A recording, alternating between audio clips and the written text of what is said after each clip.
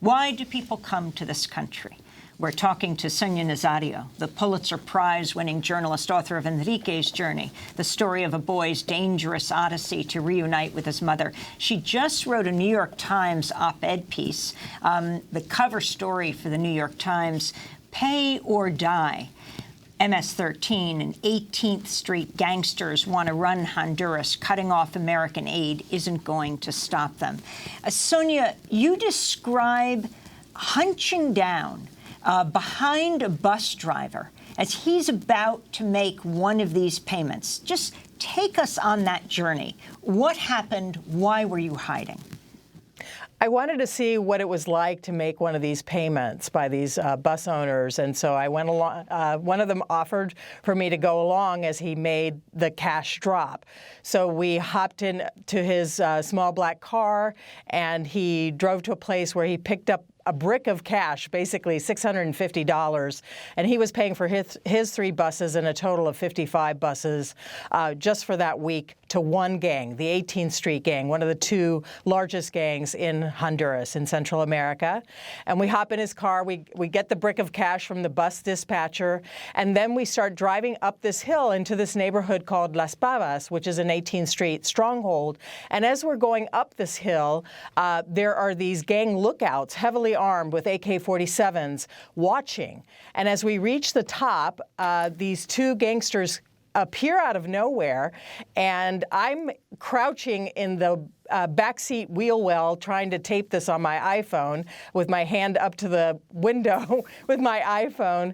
But the driver rolls down the window 2 inches, shoves this brick of cash through the window, and these 2 gangsters disappear. And this cash will go through many hands until it reaches the gang leader. But this type of transaction is happening with thousands of bus owners every Monday morning. Monday morning is the day to pay the gangs. And many of these bus drivers pay 1, 3, even 6 gangs to not be killed. And this is what's driving a lot of the despair in a place like Honduras, that because the police are paid off by the gangs, because the politicians are paid off by the gangs, because 30 to 40% of all the revenues of the government are estimated to be siphoned off in corruption by all of these players, that the whole system is rotten and that there's no hope that things will change in a place like Honduras.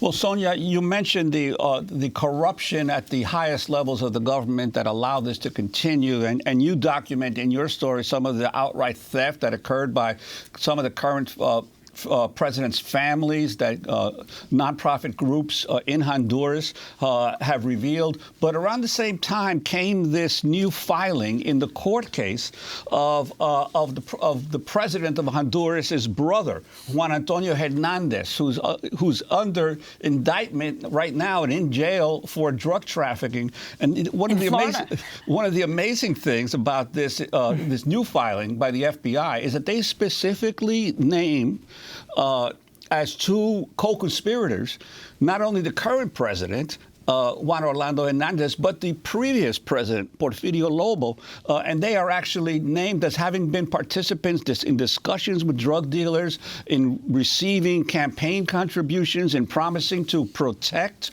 the drug operations. So if this indictment is accurate, Honduras has become a narco-state in effect at the top, while at the bottom of society, all of these gangs are terrorizing the people with government consent. I'm wondering your reaction to this latest filing by the federal government. A narco-state supported by the United States. So there's 2 ways to steal money in Honduras. You either take money from the narco cartels, or you steal from the public coffers. And the system for doing that in recent years has been to set up these real or fake nonprofits where you send government business, but in reality, you're not doing anything for that, or you're doing less than you should be doing in terms of providing services for the poor in Honduras.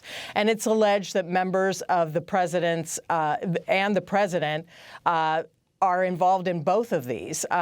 So you have the president's brother being arrested last year in November for moving, according to the allegations in the U.S., tons of cocaine over more than a decade to the United States and labeling it brazenly TH, Tony Hernandez, with the bricks of cocaine with his initials.